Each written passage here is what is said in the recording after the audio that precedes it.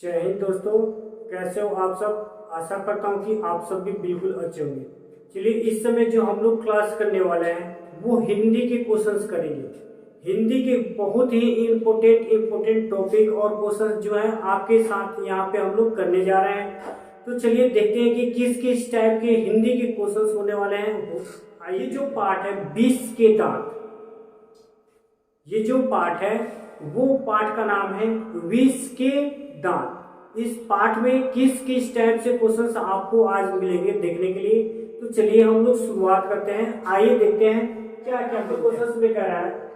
मैं तो खोखा का इंजीनियर बनने जा रहा हूं। मैं तो खोखा का इंजीनियर बनने जा रहा हूं। यह कथन किसका है, ये आपको बताना है। यह जो कथन है यह किसने कहा है आपको बताना है। ऑप्शंस आपको मिलने जा रहा है यहाँ पर।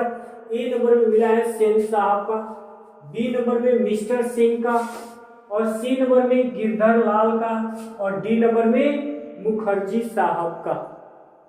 क्या कहा जा रहा है, मैं तो खोखा का इंजीनियर बनने जा रहा हूं। यह कथन जो है ये किसका, यानी किसने ये बात बोला था। ए नंबर में सेन साहब, बी नंबर में मिस्टर सिंह, सी नंबर में गिरधर लाल का, और डी नंबर में मुखर्जी साहब का। अगर किसी भी क्वेश्चंस का जवाब आपको पहले से पता हो तो कमेंट बॉक्स में आप लोग जरूर बताइएगा, ठीक है। चलिए हम लोग चलेंगे बिल्कुल ए नंबर पे, जो कि ऑप्शन है सेन साहब का।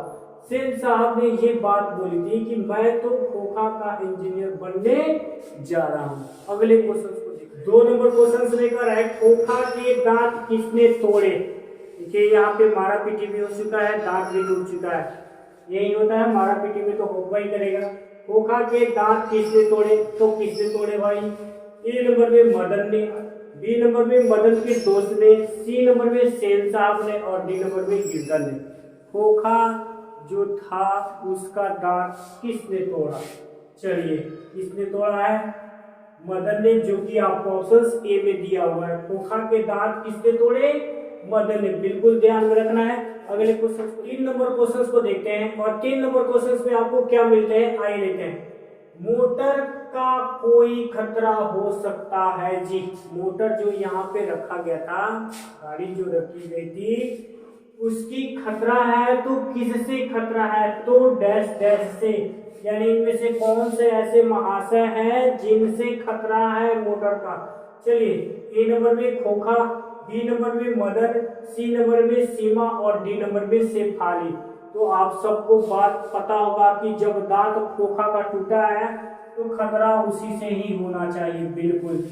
यानी ये जो मोटर की कोई खतरा हो सकता है तो किससे हो सकता है, खोखा से हो सकता है। अगले क्वेश्चन से 4 नंबर क्वेश्चन को देखते हैं। 6 नंबर क्वेश्चन से पूछा गया है, सेन साहब की कार की कीमत।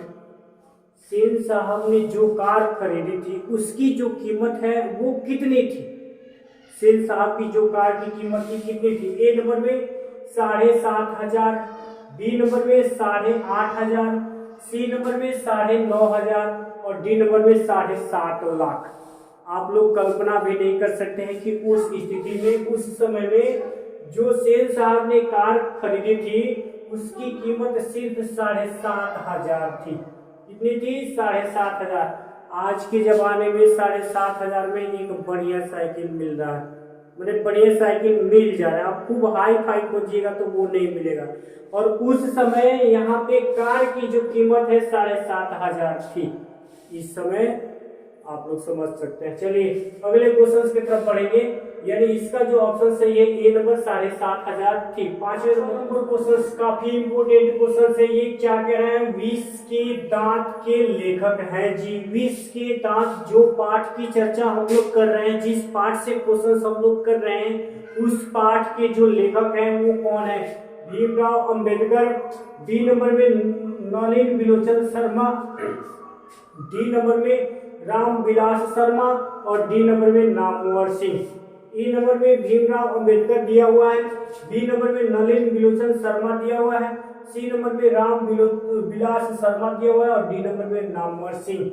तो आपको हम बता देना चाहते हैं कि 20 के दांत जो पाठ है उसके लेखक होंगे नलिन विलोचन शर्मा, जो कि आपको ऑप्शन डी नंबर में नजर आ रहे होंगे। नलिन विलोचन शर्मा जी ने लिखा है विष के दांत पाठ को। ठीक है, अगले क्वेश्चन को हम लोग देखते हैं, यानी 6 नंबर क्वेश्चन को देखते हैं कि 6 नंबर क्वेश्चन को देखते हैं। विष के दांत किस साहित्यिक विद्या की रचना है? विष की दांत, विष के दांत, विष की नहीं, विष के दांत किस साहित्यिक विद्या की रचना है जी? आइए देखते हैं ऑप्शंस को। ए नंबर में कहानी है क्या? बी नंबर में आत्मकथा है क्या? सी नंबर में निबंध है क्या? डी नंबर में भाषण है क्या? चलिए, विष के दांत किस साहित्यिक विद्या की रचना है? तो चलेंगे हम लोग ए नंबर पे, यानी ये एक कहानी है। ये क्या है? विष के दांत जो पाठ है वो कैसी रचना है? तो कहानी है जी, ये ध्यान में रखना है। विष के दांत जो है वो कैसी रचना है? तो ये सिर्फ एक कहानी है। आइए हम लोग 7 नंबर क्वेश्चन को देखते हैं। 7 नंबर क्वेश्चन को देखते हैं। कह रहा है कि नलिन विलोचन शर्मा की कहानी है। नलिन विलोचन शर्मा की कहानी है। अभी इसके जो पिछले वाले क्वेश्चन में हम लोग ने देखा था, ठीक इसके उल्टा प्रश्न उसमें दिया गया था और ये उसके उल्टा है। नलिन विलोचन शर्मा की कहानी इसमें आपसे पूछी गई है। तो ए नंबर में दिया गया है बहादुर, बी नंबर में मछली, सी नंबर में विष के दांत और डी नंबर में नाखून क्यों बढ़ते हैं, है ना। नलिन विलोचन शर्मा की जो कहानी है वो आप सबको पता है, क्योंकि अभी इसके पिछले वाले क्वेश्चन में हम लोग देखे थे। जो विष के दांत है, विष के दांत जो था वो कहानी था और वो किसका है? वो नलिन विलोचन शर्मा का है ना। बहादुर नहीं है, नाखून क्यों बढ़ते हैं नहीं है, मछली नहीं है ना। ध्यान रखना है, सी नंबर इसका सही जवाब होगा। नलिन विलोचन शर्मा की जो कहानी है वो विष के दांत है। अगले क्वेश्चन को देखते हैं। कह रहे नलिन विलोचन शर्मा का जन्म कहाँ हुआ था? नलिन विलोचन शर्मा का जन्म का यहाँ पे बात किया जाएगा और देखा जाएगा कि नलिन विलोचन शर्मा जी का जो जन्म स्थान है वो कौन सा जगह पर हुआ था जी। ए नंबर में आपको पटना, बी नंबर में भागलपुर, लॉ छूट गया, सी नंबर में मुजफ्फरपुर और डी नंबर में वाराणसी। ए नंबर में पटना दिया गया है, क्या वो उनका जन्म पटना में हुआ था? बी नंबर में भागलपुर में हुआ था क्या? सी नंबर में मुजफ्फरपुर या डी नंबर में वाराणसी? तो ये सबको पता है कि नलिन विलोचन शर्मा जी का जो जन्म है वो एक अच्छे बिहारी थे और वो पटना में उनका जन्म हुआ था। कहाँ पे हुआ था? पटना। नलिन विलोचन शर्मा जी का जन्म स्थान पटना। ठीक, ए नंबर ऑप्शन में आपको दिया गया है। अगले क्वेश्चन को देखते हैं, यानी 9 नंबर क्वेश्चन में आपको मिला है सेन साहब अपने बेटे को किस तरह का देखना चाहते थे? सेन साहब के जो बेटे थे उनको ये किस रूप में देखना चाहते थे? यही सिंपल से प्रश्न है। चलिए ऑप्शंस की तरफ बढ़ते हैं। गुंडे बदमाश की तरह देखना चाहते हैं क्या? कौन अपने बेटे को गुंडे बदमाश की तरह देखना चाहता है? हालांकि हीरो की तरह देखना चाहता है, लेकिन वैसा इनका सोच नहीं था। क्या वो हीरो की तरह देखना चाहते थे? सी नंबर में खिले फूल की तरह या फिर डी नंबर में कोई नहीं। सेन साहब अपने बेटे को किस तरह का देखना चाहते थे ये सबको पता है। तो चलिए सी की तरफ, खिले फूल की तरह जी। सेन साहब अपने बेटे को कैसे देखना चाहते थे? खिले फूल की तरह देखना चाहते थे। आइए 10वां क्वेश्चन को देखते हैं। साहित्य का इतिहास दर्शन, साहित्य का इतिहास दर्शन किनकी रचना है? साहित्य का इतिहास दर्शन जो है ये किनकी रचना है? ए नंबर में आचार्य प्रसाद द्विवेदी जी का है, बी नंबर में नलिन विलोचन शर्मा जी का है और सी नंबर में रामधारी सिंह दिनकर जी का है या फिर नामवर सिंह जी का है जी।